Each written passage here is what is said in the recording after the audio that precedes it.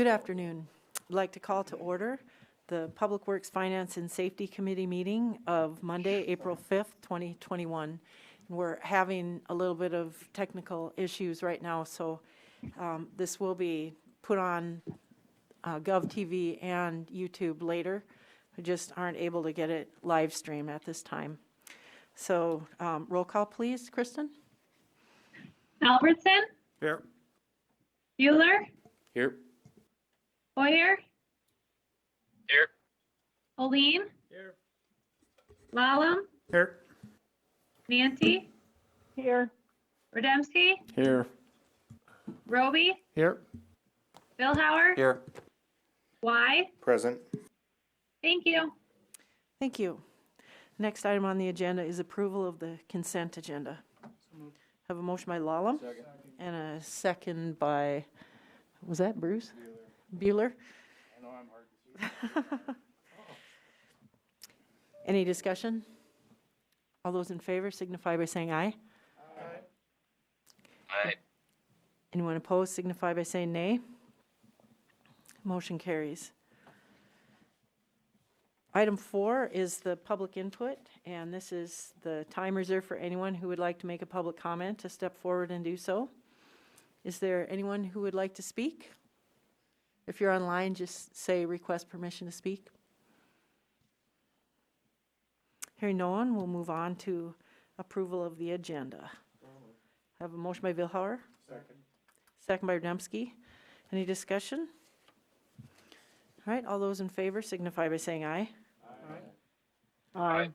Anyone opposed signify by saying nay. Motion carries.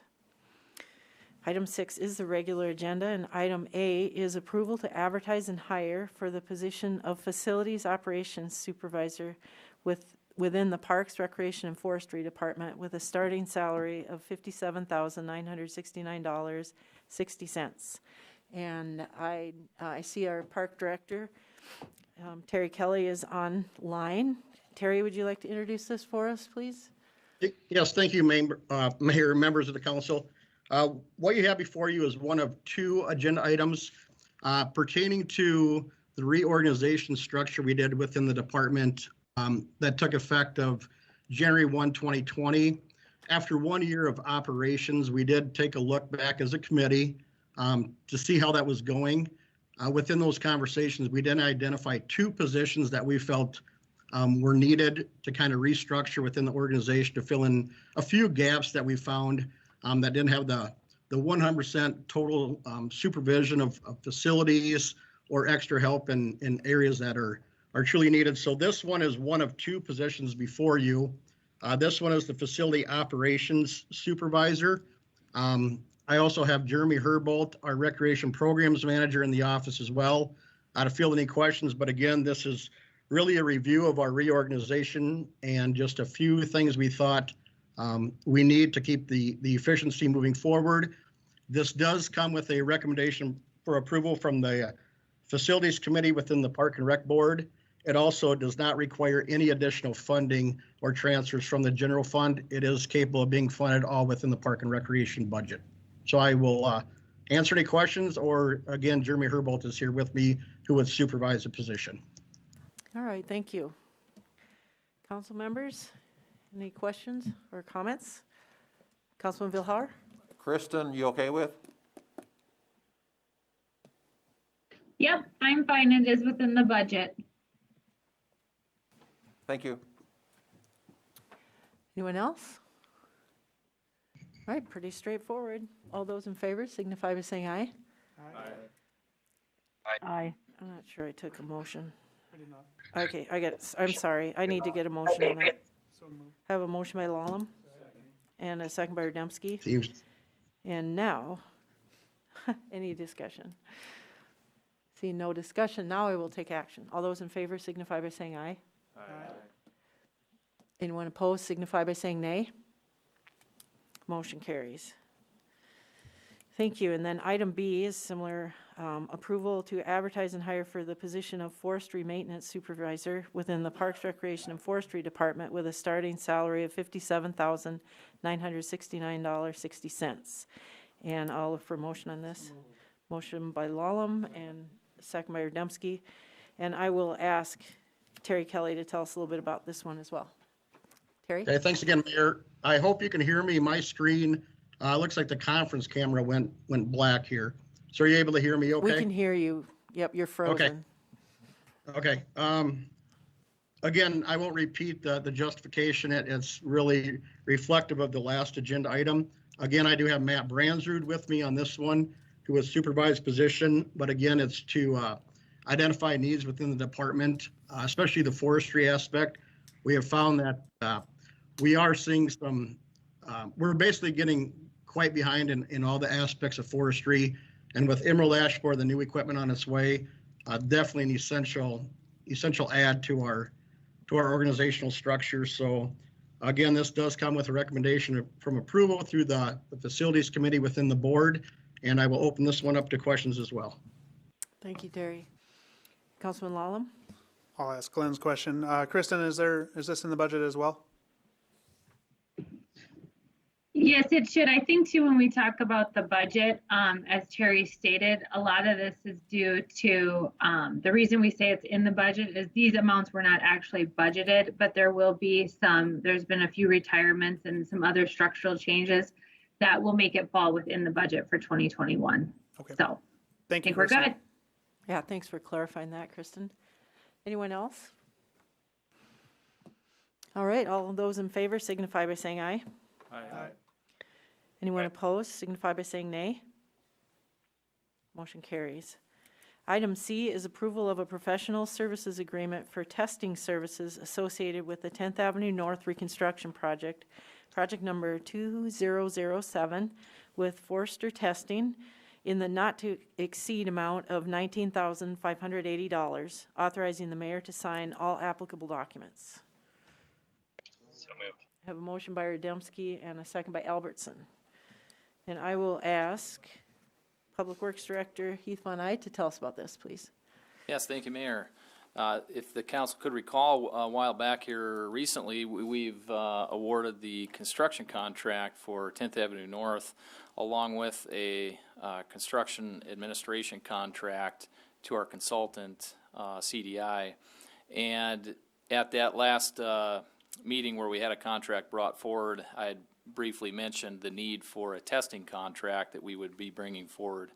And essentially what that's for is to cover all of the testing needs on the 10th Avenue North Reconstruction Project. That would include any subgrade, base course, concrete, all the materials testing, make sure that our densities and material components and specifications are all being met for the materials used on that project and placed in the project work. And that's essentially what this contract does. We did ask CDI's assistance to go ahead and send a proposal out for the testing component, and we've gotten two prices back from two different testing companies, and the apparent low bidder that we analyzed their numbers on was Forrester Testing in the amount of $19,580. And so that's what's being recommended to the council for approval and have the mayor execute that contract. Justin's online, and here I can help answer any questions on this. All right, thank you, Heath. Any questions or comments, council? All right, seeing none, I'll look for action. All those in favor signify by saying aye. Aye. Anyone opposed signify by saying nay. Councilman Billhauer? I would like to commend and compliment Heath and your staff for the presentation at the Wellness Center last week on the 10th Avenue project. Went very well, I thought, from my perspective, and didn't hear a whole lot of grumbling from those in the audience either, so compliments. Yeah. I'll second that. Thank you. That motion carried, so we'll move on to item D. Approval of a bid award for the asphalt pavement project number 2115 to Dunick, Inc. in the amount of $141,153, authorizing the mayor to sign all necessary documents. Motion by Billhauer and a second by Lalem. And I'll ask Public Works Director Heath Von Eyde to explain. Thank you again, Mayor. This one is It's generally labeled, and there's a reason behind that. We simply called it the asphalt pavement project. The reason for that is we've got 3 different departments here working together that need asphalt work done this summer. One of them, of course, being engineering department working with the streets department, all of Public Works, looking at getting our large patch project awarded. That's where we had $100,000 in the budget to go around in miscellaneous locations throughout town and address some large asphalt patching needs on our city streets. Second one being the fire department. We worked with Chief Kranz where they've got some parking lot patching needs that they needed addressed. They've got some areas that have blown out and really aren't conducive to going much longer as far as running fire truck traffic over them. So we wanted to make sure we incorporated those into this. That was budgeted for $25,000. And then we also have the Park and Rec Department working on, as we have been the last few years now, another phase of Mount Hope Cemetery Road improvements. And so the 3 of those combined is what this bid award is helping to address. We did only receive 1 bid, and that was from Dunick Incorporated in the amount of $141,153. And the bids came in very favorably in relation to the overall budget amount, which was $175,000 when you combine those 3 departments' budgets. So we're well within the budget amount. With that being said, I also wanted to note that we would work closely with Rob, and the street component alone came in about $38,000 under budget.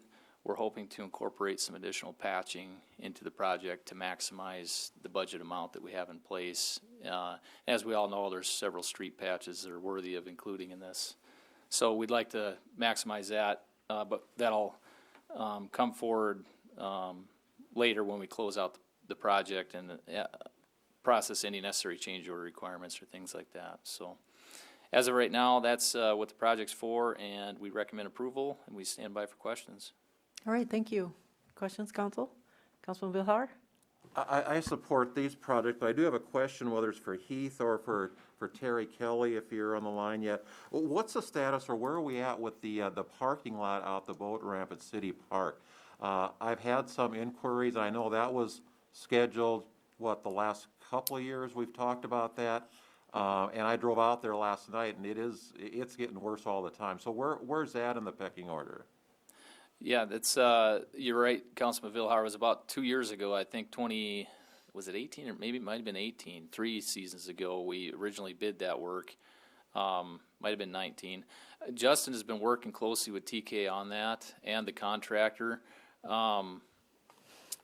And I will have to pass that question off to them because I don't know exactly where we're at in the details on getting that additional work done.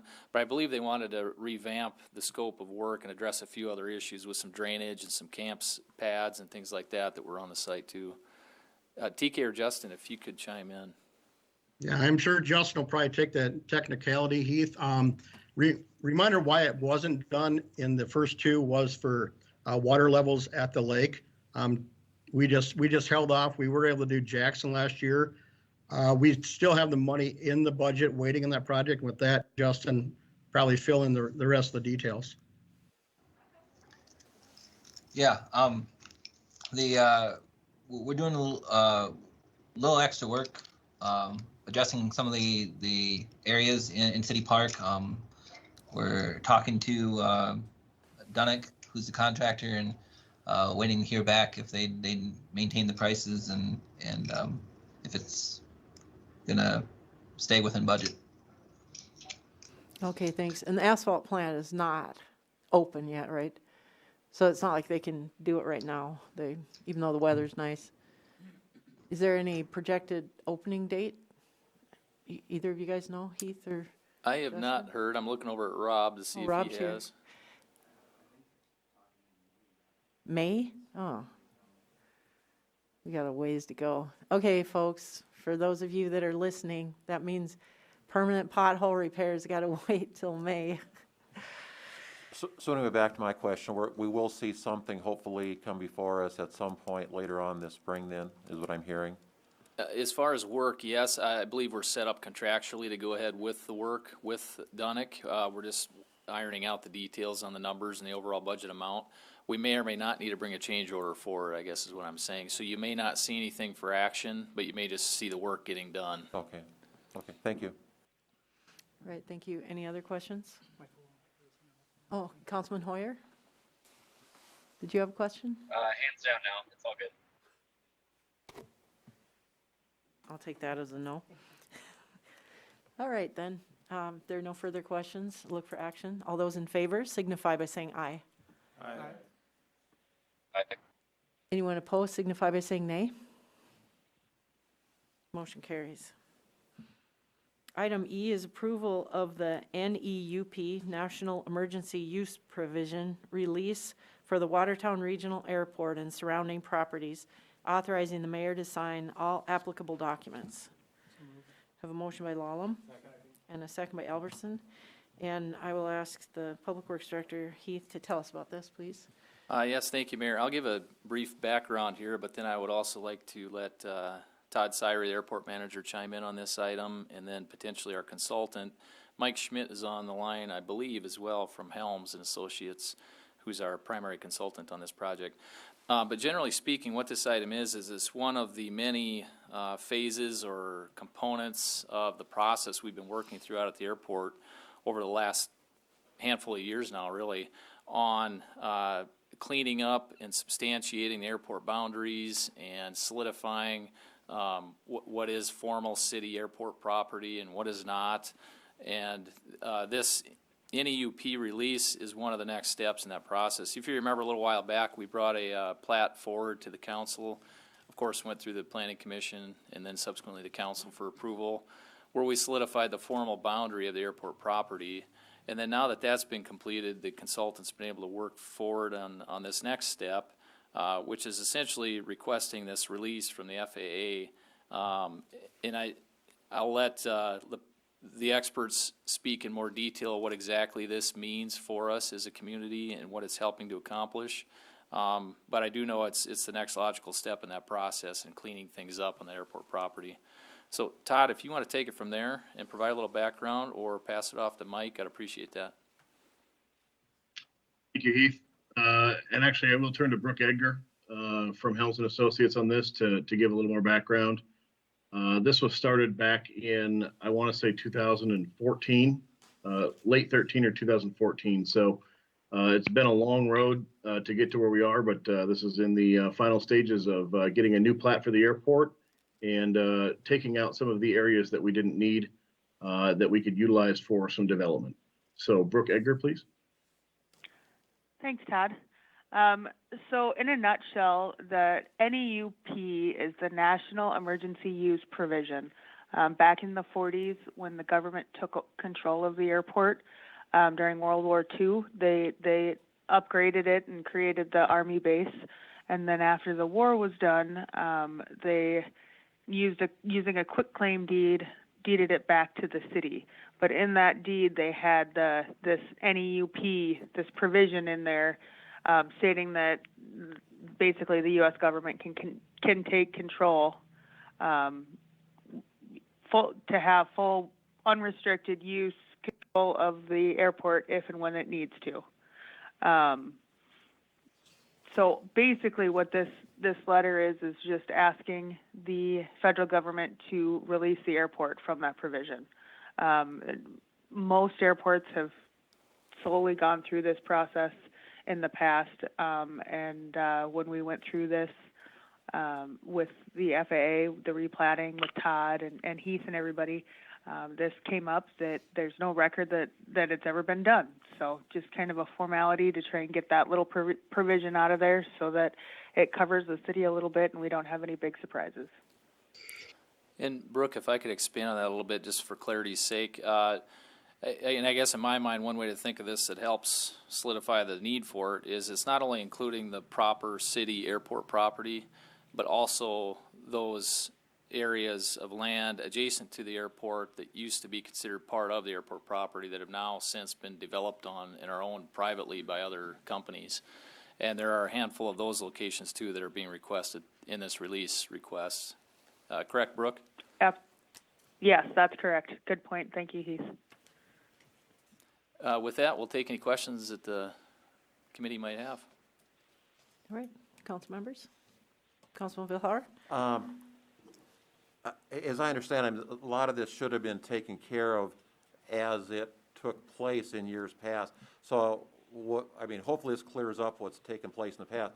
So I hope we have some controls in place that as we go forward and something, takes place out there, that we act on it promptly and correctly.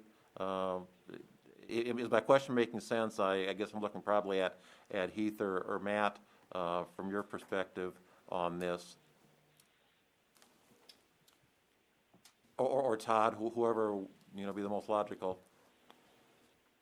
Yeah, I think that as long as a community, as people come and go, of course, as long as the institutional knowledge remains that any land out there, we can't just, the airport land isn't just freely negotiable away.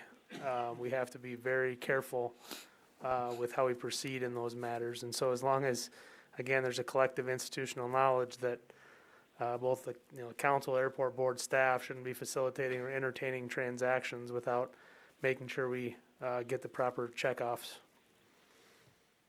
Right.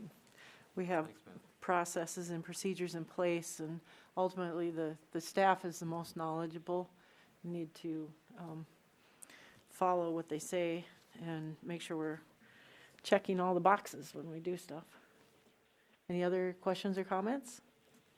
Mayor, I forgot to mention, but we'll add, just for the record, the airport board did review and also recommend this for approval at their last airport board meeting. Right. Thank you. All right, no further comments or questions, then all those in favor signify by saying aye. Aye. Aye. Anyone opposed signify by saying nay. Motion carries. All right, item F is presentation of the results from the 2020 Highland Boulevard Drainage Study conducted by HDR Inc. And Heath, I know you have a consultant here, but I will let you introduce it. Thank you, Mayor. This has been an ongoing project now over the past year. We entered into a contract with HDR Engineering, and Todd Yearden is here this evening. He's the project engineer that's been assigned to us on this project and has been working with Marcy and Justin and myself on the details of the Highland drainage needs, some of the concerns that we've known over the years that have come up in this area. I'm going to share my screen here very quick and briefly, and then I'll pass it off to Todd for his presentation. Just to give some context on the area we're talking about, most specifically, of course, this is Highland Park area. You have the hospital here that's along 10th Avenue, and you have Highway 81 here running north and south, and then, of course, 14th on the north side of the screen. But generally speaking, everything within here is really, and even beyond in some areas, is the area that HDR did an analysis on. They've done a hydraulic analysis and have come forward with some recommendations, some phased-in recommendations for construction improvements to help alleviate some of the drainage concerns that happen throughout this basin. And with that, I guess I'll let Todd, TJ, he's otherwise known as, I'll let him present his information and the phased-in recommendations. We'd be glad to help answer any questions at the end of the presentation, or even during. If a question pops up along the way, feel free to interject. All right. Thank you, Heath. As he mentioned, I go by TJ in our office. We have another Todd. So I'm Todd Yearden. I've been with HDR for 18 years now, primarily doing stormwater type work. And so this is something I really enjoy doing, and it's been a fun project to learn a little bit more about this neighborhood here in Watertown. So as Heath mentioned, it's the Highland Park Watershed Drainage Analysis. He gave you a little bit of a background as far as where this is located, but the basin that's outlined in red there basically shows the entire basin. It, generally speaking, is north of 10th Avenue, south of 16th Avenue. The far west edge is Skyline Drive, and Highway 81 is primarily the east boundary for this basin. The basin actually outlets on 10th Avenue, just east of Highway 81. And I did highlight where the Highland Park is, just because we'll be referencing that throughout the presentation. So as far as background of the project, the engineering department identified the need to better understand the drainage within this watershed, and the street department has expressed concerns as far as poor drainage in the area, but along with poor drainage during the winter months where water will melt, pound up in the roadways, and then freeze back up again. An example to help you kind of understand, I don't know if this mouse, yeah, there we go. This picture in the upper right-hand corner is at Second and Highland, and so all the drainage comes to this low point in the roadway, and then has to come through this valley gutter, go through a curb opening into a grassed area as part of the park system. And that becomes really difficult to get water through there. You can see in the picture that some sediments already built up in that area. And so during the summer months, water struggles to get through that opening, starts to pond in the roadway during larger storm events. But in the winter months, the snowplows push snow into that area, it melts and freezes, and then begins to pond and freeze in the roadway, which becomes a difficult thing for the street department to try to manage. And then also some local residents in the area have expressed some concerns throughout the basin as far as poor drainage in the area. So the project goals, the first was just to understand how the drainage works within the system, know where the problem areas are, try to identify those, and then to develop a phased approach for trying to rectify the concerns within the system. And these are all just various pictures throughout the system. You can see when I talked about the open channels, this is an example of open channel where water's sitting in the channelway, so it's not draining the best in that area. So the first thing with the project was trying to do a hydraulic analysis of the system. And basically we created a trunk model system of the storm network. And so really the storm network is, the way I look at it, is it's two components. We have one component that is underground pipes that get the water away, and then we also have an area where it's overland flow that's going through curb cuts and trying to make its way through the system. And when we evaluated this, we looked at the 5 and 100-year storm events. Basically, this is what the city design standards recommend for design, and so we looked at those two things, trying to identify the areas of noncompliance. And then once we've identified the areas of concerns or noncompliance, try to analyze methods for trying to improve the system and looking at different alternatives for improvements. So starting with the areas of noncompliance. On here, you can see some of the purple lines, and that represents the underground stormwater pipe system that's within the basin. And so you can kind of see that when I said it's broken into two components, you have an area over here that has underground, and you have an area over here that does not have underground. So I kind of broke it up into two areas of noncompliance. So the first area I refer to as Highland Park to Karen Street, and really how this water flows, it flows from west to the east through the park area. And really there is no underground stormwater system in that area. There is a pipe coming out of Karen Street. It's actually more like a culvert than an actual underground pipe. So in my mind, I can consider that overland flow for the most part. But in that area, we identified 5 areas of concern. Karen Street being a low point, gathers water there, has a difficulty getting water out of that area. And then second, Mayfair, First, and Park Street. Those are all areas where water has to work its way through curb cuts. A couple of them have small culverts, but they're extremely small, not effective during large storm events. So that was the first area. And then the second area of concern was within the stormwater network. And so we identified that the existing system is undersized throughout the basin in the lower portions of that basin. And then the actual 3 areas that we identified as areas of concerns are low points within the street system. And low points are really difficult to deal with because water comes into them, and if there's no way to get the water out, it has to get through the pipe. And so we identified those as areas not meeting design standards because the water couldn't get out of there in time. So keeping those areas of non-compliance on there, we started trying to develop recommendations for improvements and trying to phase those out. So we identified some alternatives. In the report, there's some alternatives that I'm not bringing forward today, but we looked at more than just what we presented here. With that, we also developed a construction cost to better identify how much it would cost to try to implement the alternative, and then try to help Heath and his staff prioritize each of these improvements, which one would be best to implement first, and so on. So the first recommendation that we had was implementing an underground stormwater network. And so in the report, we called it Alternative 1, Segment A. And so looking at that, we're basically going from Maple all the way up to 2nd Street through the park system in there. And the goal of this stretch of project is to try to get an underground stormwater system that the water can get into a pipe, so when it melts in the winter, it's not freezing in the roads, it has a place to go and get out. That would connect into the existing underground system downstream.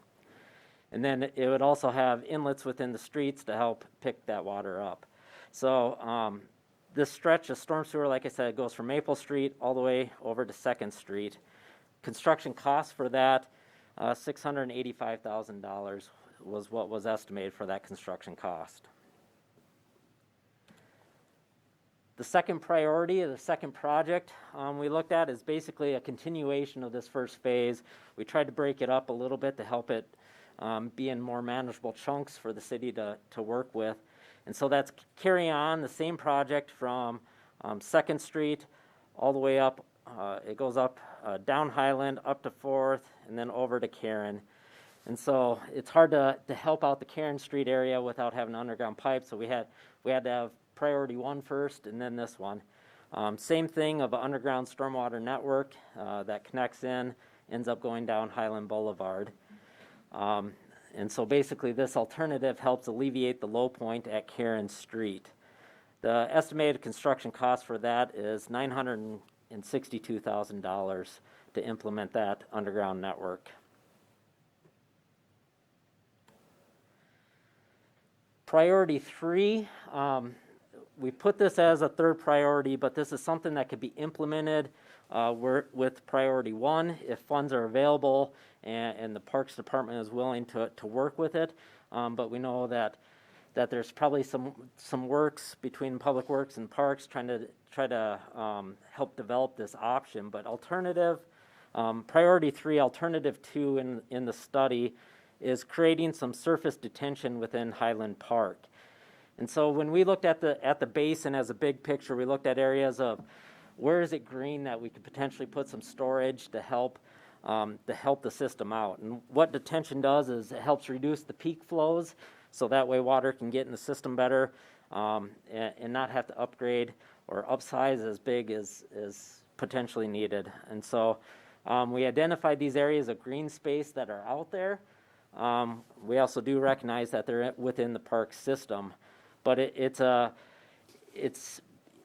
each of these green areas between 2nd and Mayfair and 1st and Park, and then also within the Highland Park, the actual park area. And so basically it's a above ground storage, but that underground pipe would be underneath of that, so the water would get out of there. But it's just trying to grade the area to help detain water. And so the cost for that was estimated at $416,000. Then priority 4 that we identified in the project was looking at the downstream system within this area. And basically it's at the outlet point on 10th Avenue all the way up to 3rd Street and Highland Boulevard, looking to upsize the existing storm network that is there. This also helps out with the low point on Highland Boulevard, which is in the middle point, the red dot here. So there's a low point here. With this alternative, what we recommended within the report was that stretch of Highland Boulevard potentially be abandoned from the street network. When we looked at it, there's a few things that we noticed. 11th Avenue already has a connection into Highway 81. The proximity of Highland Boulevard to 10th Avenue on Highway 81 is fairly close. And it seemed like it made sense that potentially that stretch of road, I mean, the purpose it served, if you're trying to get traffic in and out of the area, you still have a place for traffic to come and go. So the maintenance of the extra road, plus we have a low point that's struggling to get water out of there. So we did recommend trying to abandon that stretch of road.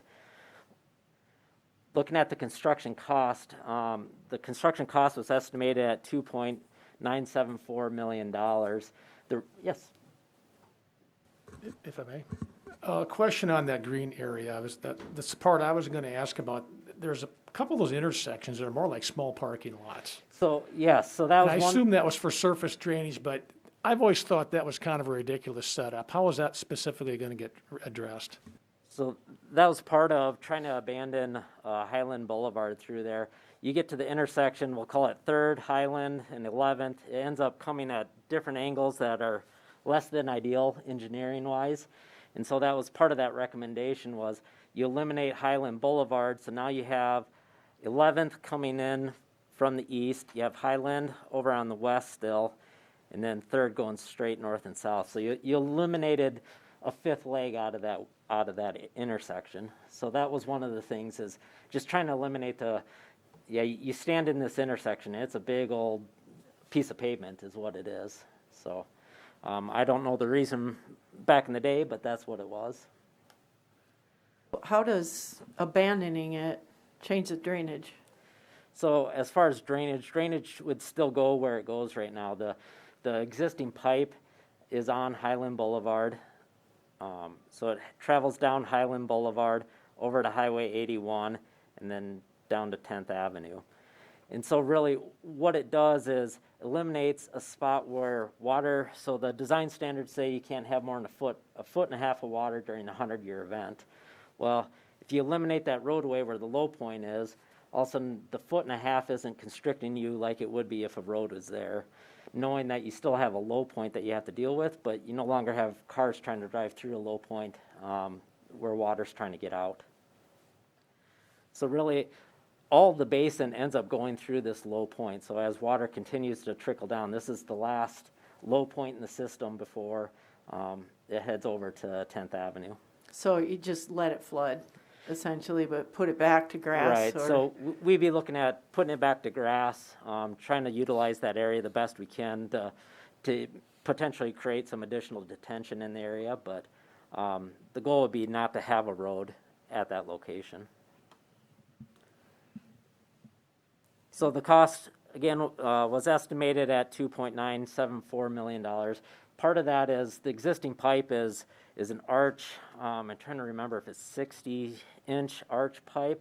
And it's basically at the point where the pipe size got us into having to have box culverts to get the water out of there. And so that starts adding up in cost. And so that was part of the reason why this was pushed back to priority 4, recognizing there's a substantial cost there and trying to plan for that cost. Pushing it back into the group of priorities. One of the things that the engineering department asked us to do is look at that. So within the report, we also broke up that segment up into smaller segments if it's desired to help try to make it a little smaller project cost and do it in a more phased approach. Then the last area, I just called it the long-range plan, and recognizing that the next stretch along Highland Boulevard over to Maple Street and up to 12th Avenue, recognizing that that stretch of pipe also has areas of concern over there, and that the pipe was undersized to try to convey the storm events for design storm events. And so we analyzed that, determined pipe size, and the estimated construction cost for that was about $3.3 million. And again, recognizing that it's a long-range plan, that there's plenty of other things to do within this basin before you got to this point, but also recognizing that at any point there may be a street project in the area or a utility project in the area. recognizing that and going, okay, can we piggyback the storm project with one of those to help better use the city's funds as far as repairing roadways and things like that. So try to identify the project and recognizing that maybe it can be combined with something else to help ease some of that financial burden. And so that's a map kind of showing all the improvements all together and summarizing them. I know you're given the executive summary within your packets. And so I open it up to questions as far as this project. And I would just add too, if I could, this is obviously a great roadmap, and that was really the intent behind this project, this design effort with HDR, is to give us a good roadmap to move forward with. Something that Justin and I and Rob will continue to work on with Kristen through the budgeting processes is how to phase this in, and likely going on per the recommendations of the consultant, obviously, but coordinating it with other projects and looking at the other needs in this basin, whether they be street needs, utility needs, whatever that might be. But there's a lot of legwork left to do, I guess I'll say, aside from just plugging these in and asking for those funds on a per project basis. But that's something we'll continue to do as staff, and of course, as a community, the council will ultimately decide where we put our focus in this basin. I just wanted to provide a little bit more context too. Years ago, we didn't have the design standards that we have today, or even in the recent past that we've had in the recent past, where we've held developments to a certain level of accountability when it comes to designing for stormwater runoff. And that's simply what this effort is here, is trying to go back in time and know where these problem areas are. We've had a number of complaints in this neighborhood, in these neighborhoods, in this basin, and that's what brought it to our attention as staff. And we knew that we needed to do something to help alleviate some of these concerns. Because when you get to the point where you have stormwater runoff and it's not able to be conveyed either through the underground storm sewer system or surface conveyance, whether that be through the streets themselves, which is a secondary function of our street network, is to convey stormwater, or the surface channels that we have out there. When it can't be conveyed through those mechanisms, it then obviously has to go somewhere. So it starts running off into private property and through people's garages and things of that nature. And those are some of the complaints that we've received in the recent past, and for certain storm events that these efforts would then start to address and help mitigate. So with that, yeah, we'd entertain any questions that the Public Works Committee might have. Thank you. Questions, Councilman Lallam? What kind of time frame on this, if we decided to start taking some of these projects on? I mean, it's a $3.3 million budget item, but if we break that out into a couple different ones, to be able to go through the parks and where those locations are at the end of, I believe it's Mayfair and 3rd and at 1st, I believe as well. Those are open, for the most part, they're open at the end of those blocks. So, I mean, we're not tearing out private property, obviously. What kind of time frame are we looking at something like that? Yeah, I think the time frame, Councilman Lallam, would be to see how these needs fit into the rest of the CIP needs. That's one component to it. So, we obviously have a lot of street construction needs and all these other CIP needs, our capital improvement plan. So where to plug these drainage components into that on a priority basis, and of course, again, the council making that ultimate decision where those needs should be focused, where those funds should be focused, will be a continued discussion we'll have to have. The other component to this too, of course, is our stormwater utility. Projects like this are prime candidates for what those stormwater utility funds would be used towards. So the timeline on the implementation of that could be key to when these start getting executed for actual projects out in the field. But we would anticipate approaching it on a per phase basis, pretty much like HDR has outlined it, starting in the park area with that underground storm sewer. And that was a manageable project, $600 and some thousand. Not negligible, but manageable, and where we would expect to start our efforts in our budget requests. Well, and as you go across there, Second Street is a, emergency snow route, and obviously that's a big one with 10th Avenue being potentially completely down this year as well, so we can't just tear apart the entire neighborhood all the way around, but. This is not in the budget this Yeah, year. but it's something that we need to kind of pay attention to as to when they're gonna go, and, and definitely gonna have to let the people that are in that area know, Right. this is what it's gonna be, and this is potential that's, gonna have major disruption there for a while. Right. It's pretty disruptive. We'd want to piggyback with other projects. And again, when we prioritize them, we saw the low-hanging fruit of go after the areas that don't have underground and let the areas that have underground that might be undersized, recognizing that, but going, let's get underground where we can get underground first. I think this is, well, Rob might have to correct me on this, one of the last places where we don't have underground storm sewer. I mean, they were dotted throughout our town, and we've been plucking them away little by little, but this is a big one. Be good to get it fixed. Any other questions? Councilman Bueller? Thanks, Mayor. Just a note, I guess, I think it'd be interesting to know as we phase through these, if we use the number one priority, what effect that would have on the overall flood issue as we knock them down.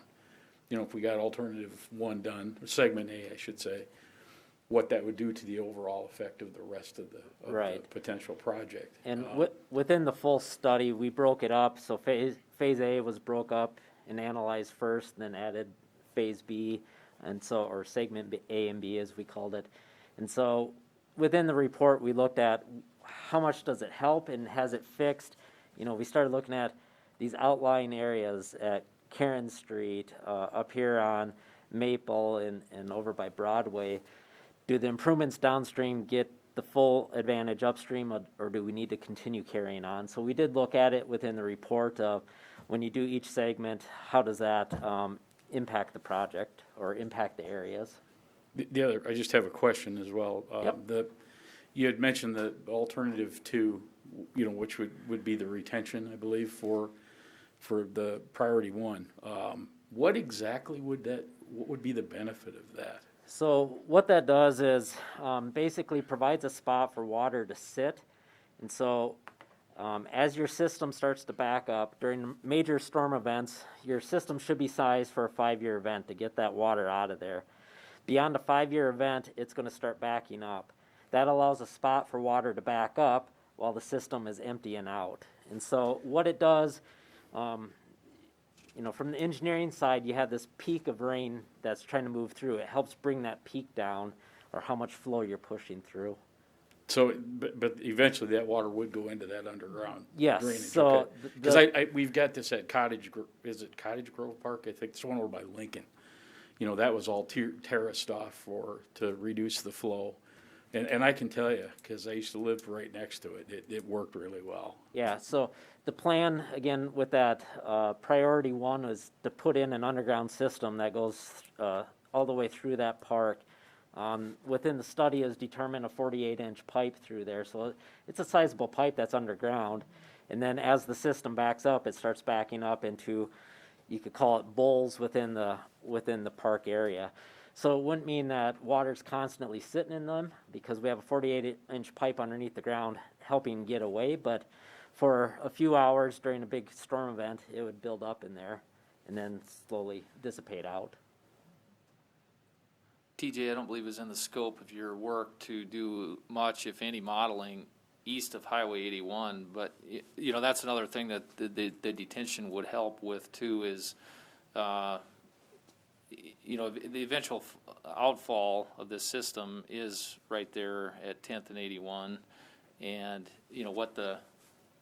depending on the storm event, what kind of an impact it might have in that area as well. Right, and so within the study, we just looked at what was the peak flow leaving the system, existing as it sits today, and then peak flow as it leaves the system after implementing these items. And so adding that detention within the system helps reduce that peak flow some. So it's that trade-off of, first you say, well, if we put in underground pipe, it's going to get more water out of there, but yet the detention helps keep it back as well. So it's kind of a trade-off. All right, thank you. Any other questions or comments? Not seeing any, so thank you, TJ. All right, thank Appreciate you. it very much. Right. Item 7 is old business. Is there any old business to discuss? See none. Any new business? All right, we will need to go into executive session pursuant to SDCL 1-25-2 in order to discuss and consult with legal counsel on contractual matters. We do not expect to take action upon coming out. So, Mayor, question? yes. We've used executive session, in fact, we've overused it. Is this something we need to do? I don't believe we've overused it, but this is a contractual matter that I would like the council's interpretation on. Okay. And we have some leeway there, decisions to be made. So, you have a motion, Lalem? Is there a second? Second by Y. Any discussion? All those in favor signify by saying aye. Aye. Anyone opposed signify by saying nay. Motion carries. Okay, we need to log out.